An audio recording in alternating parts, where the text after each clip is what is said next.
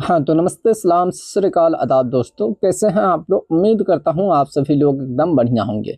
तो साथियों, आज के इस लेक्चर में हम लोग देखने वाले हैं class 10th Bihar board exam 2026 के लिए 10 महत्वपूर्ण ऑब्जेक्टिव क्वेश्चंस को, जो कि सामाजिक विज्ञान से रिलेटेड होंगे। देखिए साथियों, हम जो ये 10-10 करके ऑब्जेक्टिव क्वेश्चंस का सीरीज लाए हुए हैं, उसमें हम लोगों ने सामाजिक विज्ञान के already part 1, part 2, part 3 objective questions को कर चुके हैं। अगर आप लोगों ने उस वीडियो को नहीं देखा होगा तो इस वीडियो के डिस्क्रिप्शन में उसका लिंक डाल देंगे साथियों, वहां से आप उस वीडियो को देखकर अच्छे तरीके से सभी क्वेश्चंस को याद कर लीजिएगा।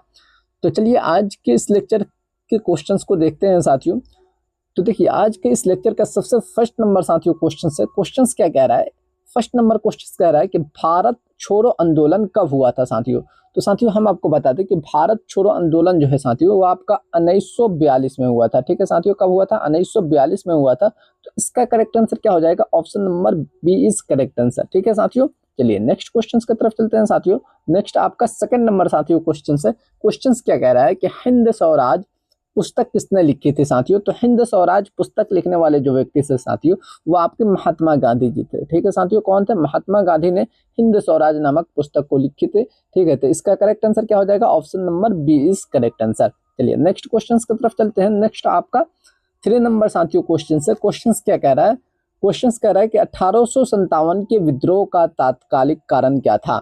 तो 1857 का जो विद्रोह हुआ था साथियों, उसका तात्कालिक कारण ये था कि उसमें नई बंदूकें और कारतूस का उपयोग किया गया था। ठीक है साथियों, तो यही आपका 1857 के विद्रोह का तात्कालिक कारण बना था। ठीक है साथियों, चलिए नेक्स्ट क्वेश्चन की तरफ चलते हैं। नेक्स्ट आपका 4th नंबर साथियों क्वेश्चन है। क्वेश्चन क्या कह रहा है कि भारत में सबसे अधिक कोयला कहाँ पाया जाता है साथियों? तो भारत में जो सबसे अधिक कोयला पाया जाता है वो आपका झारखंड में पाया जाता है। ठीक है साथियों, तो इसका करेक्ट आंसर क्या हो जाएगा? Option number A is correct answer. ठीक है साथियों, चलिए नेक्स्ट क्वेश्चन की तरफ चलते हैं। नेक्स्ट देखिए आपका 5 नंबर साथियों क्वेश्चन है। क्वेश्चन क्या कह रहा है?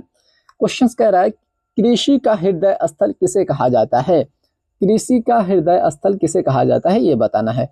तो साथियों, कृषि का हृदय स्थल हम लोग पंजाब और हरियाणा को कहते हैं। ठीक है साथियों, तो इसका भी करेक्ट आंसर क्या हो जाएगा? Option number A is correct answer. ठीक है, चलिए नेक्स्ट क्वेश्चन की तरफ चलते हैं। नेक्स्ट देखिए आपका 6 नंबर साथियों क्वेश्चन है। क्वेश्चन क्या कह रहा है कि भारत की सबसे बड़ी नदी प्रणाली कौन सी है?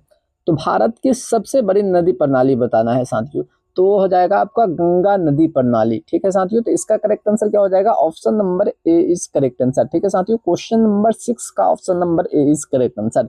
चलिए नेक्स्ट क्वेश्चन की तरफ चलते हैं साथियों। देखिए, हम ऑप्शन इसलिए नहीं पढ़ रहे हैं क्योंकि ज्यादा समय लग जाएगा। ठीक है, इसलिए हम ऑप्शन नहीं पढ़ रहे हैं, डायरेक्ट करेक्ट आंसर ही बता दे रहे हैं। ठीक है, चलिए नेक्स्ट क्वेश्चन कह रहा है साथियों 7 नंबर कि भारत का संविधान कब लागू हुआ था साथियों? तो भारत का संविधान जो साथियों जो है वो आपका 26 जनवरी 1950 में लागू हुआ था। ठीक है साथियों, देखिए ये क्वेश्चंस का आंसर सभी लोगों को मालूम होना जरूरी है अगर आप भारत के नागरिक हैं तो, क्योंकि हमारा जो भारत जो है वो संविधान से ही चलता है। ठीक है साथियों, तो इसलिए ये चीज सभी को मालूम होना चाहिए कि जो भारत का संविधान है साथियों, वो कब लागू हुआ था साथियों? तो हुआ था 26 जनवरी 1950 में, लेकिन बन गया था आपका 1949 में। ठीक है साथियों, चलिए नेक्स्ट क्वेश्चन की तरफ चलते हैं साथियों। नेक्स्ट देखिए आपका 8 नंबर साथियों क्वेश्चन है। क्वेश्चन क्या कह रहा है कि भारत में सर्वोच्च न्यायालय कहाँ स्थित है साथियों? तो भारत का सर्वोच्च न्यायालय साथियों जो है वो आपका दिल्ली में स्थित है। ठीक है साथियों, तो इसका करेक्ट आंसर क्या हो जाएगा? Option number B is correct answer. चलिए नेक्स्ट क्वेश्चन की तरफ चलते हैं। नेक्स्ट क्वेश्चन है साथियों 9 नंबर साथियों, कह रहा है कि राष्ट्रीय आय का अर्थ क्या है? तो देखिए, राष्ट्रीय आय का अर्थ होता है साथियों कि किसी भी देश में जितने भी नागरिक हैं उनके कुल आय को अगर मिलाया जाए तो उसी को हम लोग राष्ट्रीय आय कहते हैं। ठीक है साथियों, तो देश के नागरिकों के कुल आय को हम लोग राष्ट्रीय आय कहते हैं। ठीक है साथियों, तो इसका करेक्ट आंसर क्या हो जाएगा? Option number A is correct answer. चलिए नेक्स्ट क्वेश्चन की तरफ चलते हैं साथियों।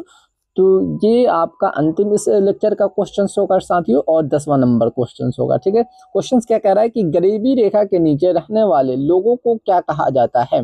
तो गरीबी रेखा के नीचे जो भी लोग रहते हैं उसे हम लोग बीपीएल परिवार के नाम से जाने जाते हैं। ठीक है साथियों, बीपीएल परिवार के नाम से जानते हैं। ठीक है साथियों, और इनके लिए गैस के लिए अभी एक योजना भी चलाया गया है। ठीक है साथियों, जिसे उज्जवल करके कुछ नाम दिया गया है। ठीक है साथियों, तो इसका करेक्ट आंसर क्या हो जाएगा? Option number A is correct answer. ठीक है साथियों, तो देखिए हम लोगों ने इस लेक्चर में 10 महत्वपूर्ण ऑब्जेक्टिव क्वेश्चंस को देखा जो कि आपकी बोर्ड की एग्जाम के लिए बहुत ही ज़रूरी है और ये क्वेश्चंस आपके बोर्ड के एग्जाम में बार बार दोहराए जाते हैं।